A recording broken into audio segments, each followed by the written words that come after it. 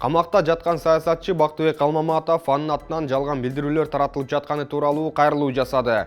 Анын кайрылуусун адвокаты Мырзайым Камчыбекова жарыя кылды. Саясатчы анда бийлик менен сүйлөшүп жатыптыр. Исмаил Исаковго, Ахматбек Гелдибековго, Өмүрбек Текебаевге жана Жылдызкан Жолдошовага каршы көрсөтмө берип жатыптыр деген маалыматтар толугу менен жалган экенин билдирди. Мыйзамсыз абакта отурганын жана ага карата каралоо жүрүп жатканын белгилеген. Парламенттин мурдагы депутаты Калмаматовду Улуттук коопсуздук комитети расалык, этностук, улуттук, диний же региондор ортосундагы кастыкты козготуу беренеси менен айыптап 22 декабрда камакка алган. Биринчи май райондук соту аны 9 февралга чейин абакта калтырган. Министрлер кабинети Таластагы бала саруу ГЭСин куруу үчүн Кыргыз-Орус өнүктүрүү фондунан каражат бөлүү чечимин кабыл алды. Бул тууралуу өкмөттүн басма сөз кызматы билдирди. Маалыматта Чакан ГЭС ачык акционердик коому Талас облусундагы Киров суу сактагычына бала саруу ГЭСин куруу үчүн Кыргыз-Орус өнүктүрүү фондунан 22 миллион 900 миң доллар каржылар айтылат. Бала саруу ГЭС курулуш долбоору жалпы кубаттуулугу 25 мегаватты түзгөн. 3 генераторлуу, орточо 92 миллион киловатт-саат өлчөмүндөгү электр энергиясын иштеп чыгаруучу Чакан ГЭСти түшүндүрөт. Аталган гидроэлектростанциянын иштөө режими ирригациялык режимге жана Киров суу сактагычынан сууну кое берүүсүнө ылайык жөнгө салынат деп айтылат өкмөттүн басма сөз кызматы тараткан маалыматта. Президент Садыр Жапаров августта Киров суу сактагычында жаңы Чакан гидроэлектр станциясын курууга капсула салган. Бишкектин Биринчи май жана Свердлов бир мандаттуу шайлоо округтарында кайра шайлоого 18 миллион 500 миң сом сарпталат. Бул тууралуу Бошайкомдун басма сөз кызматы билдирди.